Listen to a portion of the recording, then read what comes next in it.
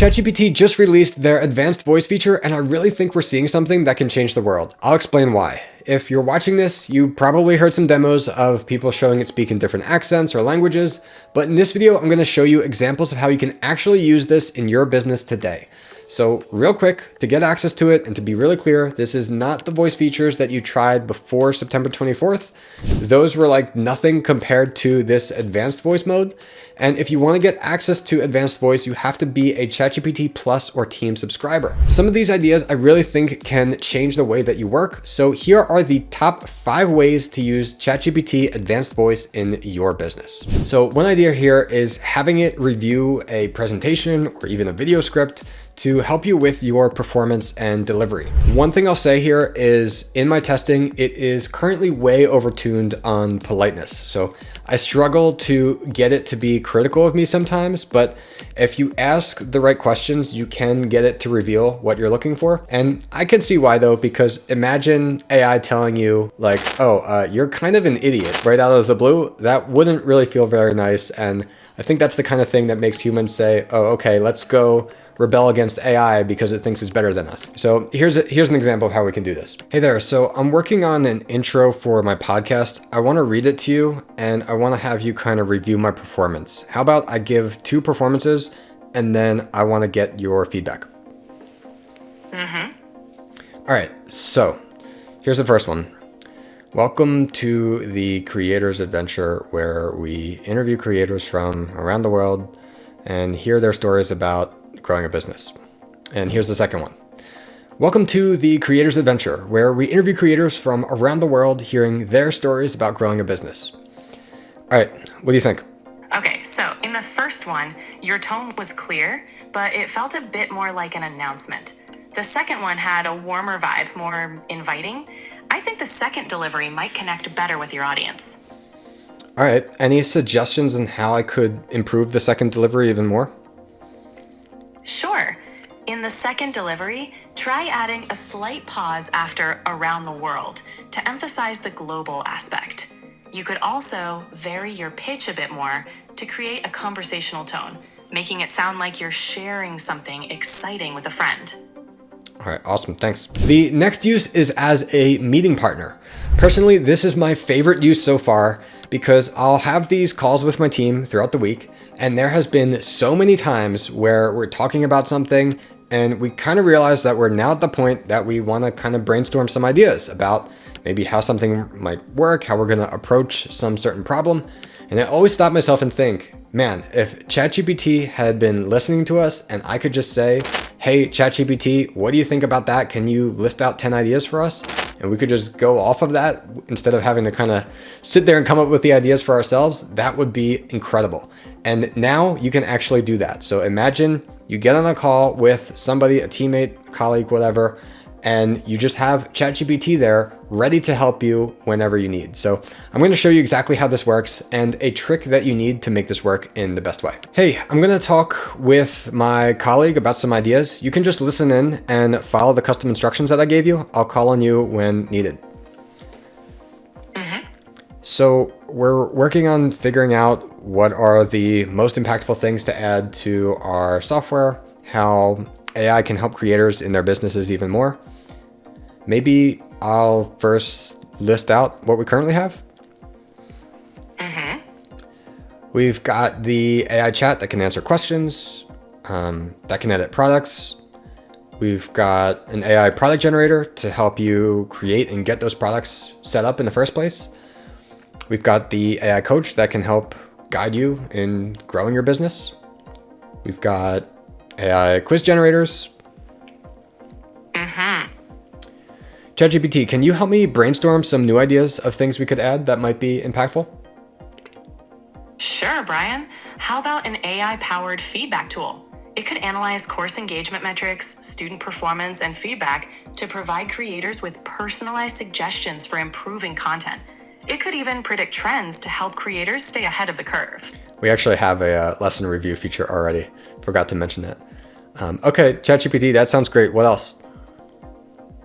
Got it. How about an AI-driven marketing assistant? It could analyze market trends, audience behavior, and your own course data to suggest tailored strategies for launching campaigns, optimizing pricing, and increasing student enrollment. How does that sound? That's interesting. It might be kind of like our AI coach now, though. But what do you mean about the analyzing trends? How exactly do you think that would work? Great question. The AI could examine data from various sources like social media, industry news, and course performance metrics. All right, By great. identifying Thanks. That's enough. I'm going to get back to talking with my teammate now. I'll call on you again if needed. All right, so you see what happened there is what is really interesting and what is a problem before with ChatGPT is when you're talking, the moment that you stop talking, it just has to speak. It just wants to say something to you. And what I did here was I got it to be able to say something without getting in the way. So I wrote in some custom instructions that tells ChatGPT that unless I'm specifically going to call on you by saying ChatGPT, then if you have to acknowledge anything, just say mm-hmm. And this way you can have it just kind of sitting there. You can stop talking for a little bit. And all along the way, it's going to be remembering everything that you have to say. I'm going to show you my exact custom instructions so you can make this work for yourself. So you go into your settings and personalization, then you click on customize ChatGPT, and you've got two fields here. One is what you want ChatGPT to know about you. So I would put in at least your name and something about your business and what you do. And then how would you like ChatGPT to respond? So this is the powerful one. And for this kind of meeting assistant, it's only one sentence, what you have to type. So I wrote in voice conversations, I want you to acknowledge what I'm saying simply by responding mm-hmm and nothing more until I explicitly call on you and say ChatGPT. So that's all you need, and you can get it working exactly like I just showed you. The custom GPTs are not yet available for using the advanced voice mode, but these custom instructions can really go a long way. And I would say that unfortunately, the current voice mode limits are only an hour per day. I'm hopeful that those will be increased in the near future since this just came out.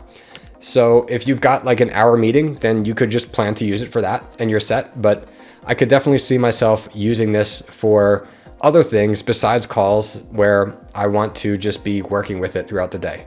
And I'll share that with you in the next examples here. So this next one is to have ChatGPT act as a business coach for you. I think this is probably a little bit more of an obvious example, so I won't go into as much detail, but I will say this is a case where putting some content in your custom instructions is really gonna help you. That way you don't have to talk it through every single time to give that basic information. I haven't really done that right now, but I'm just gonna show a brief example. So here we go. Hey there, I want you to act as my business coach. You're gonna be this expert coach at helping me grow my software as a service business. I want you to start off by asking me some questions to get whatever information you need to help me uncover some answers about myself and what I need to do. And specifically, let's figure out how to help me acquire more users. Great, Brian. To start off, can you tell me a bit about your current customer base? Who are they? And what problems does your SaaS product solve for them? Sure. So they are individual creators, entrepreneurs, solopreneurs. Generally, they're selling digital products, memberships, courses, communities, things like that. Got it. Now, what channels are you currently using to reach these creators and entrepreneurs? And which have been most effective for you so far? Mostly organic so far, and that's been the best so far as well. I think by me creating content and showing I'm a creator myself is really helping us to stand out against our venture-backed competitors that are more corporate in a way. It's organic content through a podcast, blogging, YouTube videos like the one I'm recording right now, and partnerships and affiliates. Fantastic. Leveraging your creator identity seems like a smart move. With that in mind, how do you feel about your current content strategy? Are there specific types of content or topics that All right, that's great. resonate So more?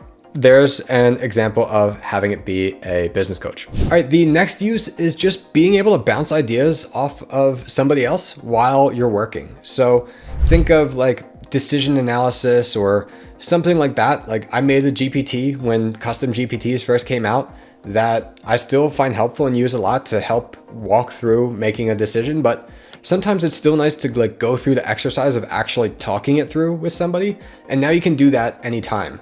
So imagine just leaving this sitting here on your desk.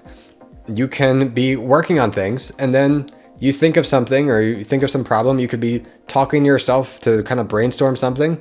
And then at any point you can say, hey, ChatGPT, well, what do you think about that? So I think that's a great use, but the downside is you can't just turn it on all day because you have the current limits of using it for an hour per day on seems like every ChatGPT plan. So if you're working on something where you don't really need it to be listening to like every thought or something, and you just want to kind of pick it up and go from there with a quick action, what I would recommend, especially if you're on the go with a newer iPhone, is you can actually set the action button here to start a new voice conversation in ChatGPT. So then all you need to do is just go ahead and click this and you can start talking. All right, next is using this to role play a prospect on a sales call with you and practice your sales skills. So you just explain how you want it to act. Hey ChatGPT, I want to role play a bit where you're gonna be this prospect on a sales call with me. You're an entrepreneur who's working on building an online course, membership, or community business. And I want to talk you through how you're going to do this. And you need some advice, especially around the software that you're using to do it. So I want to try to sell you on why my software solution is best. Sounds like a plan, Brian. Let's dive into it. Hey, Brian. I've been trying to build my online course and community, but I'm feeling a bit stuck with my current software. It feels like I'm constantly switching contexts and not getting the support I need. What makes your software a better fit for me? All right, well, thanks for getting on this call. Before I can really give you an accurate answer on that, I want to know a little bit more about your business. So what is it actually that you do with your online courses? What kind of thing is it that you teach? How do you sell this? Is it like a membership, a community? I know everybody has different ideas in their head of kind of the way that they structure their business. Sure. I teach digital marketing strategies, and I've been thinking about a membership model. I want to offer exclusive content, live Q&A sessions, and a community space for members to connect. My current setup feels disjointed, and I find myself juggling between different platforms. How can your software help streamline this? So right now, do you have your membership actually and the community portion in separate platforms? Yes, exactly. I have my courses on one platform, my community on another, and I'm using yet another tool for my live sessions. It's pretty chaotic managing them all. Got it. Well, I can definitely understand that, and that's part of why we built Heights, so we can help you actually do all those things in one platform. That sounds All promising. right, so actually, this was an interesting test. I don't want to make it look like I'm selling my product here. To the viewer that I'm showing this recording to, I want to change the role play a bit. Let's say that you're kind of like a distressed prospect here. So you're a bit more distressed about the whole thing. You're a little bit worried about what to do. Got it. Let's switch gears. Oh, here we go. I'm really struggling here. My content No, is I want you to really act like you're struggling. Like, I really want you to show in the tone of your voice that you feel kind of stressed out about this. Got it. I'll amp up the distress. Here we go. I'm feeling really overwhelmed. My content is scattered across different platforms. My community feels disjointed, and I just can't keep up with managing it all. I need help, but I don't even know where to start. All right, and I also should add that I want you to be pretty skeptical about whatever I suggest and make it a little bit harder for me. Absolutely. Let's make this challenging. Here we go. I'm feeling really overwhelmed. My content is scattered across different platforms. Got it. So let's say if I could offer you a solution that puts everything in one platform, is really easy to use because it's got an AI assistant. It's the only platform that gives you your own AI assistant and AI coach. So you don't even really have to learn the software because it can help you use it. How would that sound? It sounds interesting, but I'm skeptical. I've heard promises like this before, and they never seem to deliver. How do I know your platform is any different? And what if it's just as complicated as everything else? Got it. So a good example. You can see where we can go there. So a couple tips on how to use advanced voice in the best way. Besides the ideas that I talked to you about here, I want to note that it can feel a bit dumb sometimes if you don't clearly tell it what to do. So it doesn't know what you want it to be. If you can clearly define a role to ChatGPT and explain what it should be doing for you, you're going to get much more powerful results. So remember, just the analogy I like to use is think of ChatGPT as some random person you walk up to on the sidewalk. They have no idea who you are, and you have to make sure all of that is clear so that way you're going to get the value that you want. Next is custom instructions. So we don't have the ability to use this yet in custom GPTs, but you can use the custom instructions in the settings like I showed earlier. That can really go a long way, and you might want to save some different custom instructions since you can't have more than one inside the app directly in like a notes app or something else, so you can kind of swap them in and alternate between them. It's also important to understand what's coming soon instead of only focusing on where we're at today, because there is so much more that's possible right now but has not yet been released. And one of the biggest things that OpenAI showed earlier this year is the ability to have either a video call with ChatGPT, like a FaceTime call, or have a screen share while having an audio conversation. And they shared this demo where you're basically doing the screen share or FaceTime while talking to it. And at that point, it really becomes like somebody sitting right next to you that's helping you with anything that you're working on. And I don't know about you, but I imagine it almost starts to become like, well, why would I ever not turn this on? Like if I'm working, I should just always have it on and ask it to help me with things. And I think it's really interesting to think about where this is going to go in the future as all these models and tools continue to improve. Because in one sense, I really value privacy, and I don't know exactly what's going to happen going forward, but I think I'm cautiously optimistic because right now, a lot of people would consider, oh, if an AI is always recording you, like that's kind of rude to be walking around on the street or something, recording everything. But I would have you consider, what if the future has the opposite being true? What if it's actually going to be considered rude to not have your AI system turned on in the future because of how much value it brings not only to you, but to the person that you're speaking to? So what if you're talking to somebody and then everybody you're talking to, they always have their AI system that knows everything about them. It helps them deliver the message in the right way. It helps them remember everything when they're trying to share. And you're in this social situation. You're in the future. You kind of stop and pause for a moment because your AI is not on and you can't think of something. And the person you're talking to is like, what are you doing? Like, is your AI not turned on right now? Because like, it's going to help us interact so much better.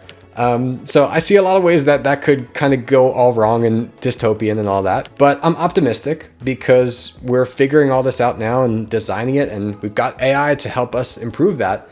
I really think the world is going to become an even more amazing place, and the next few years are going to be an incredibly exciting time to be alive. If you want to learn more about how to leverage AI and grow your creative business and achieve freedom, please like and subscribe and check out some of the other videos on my channel.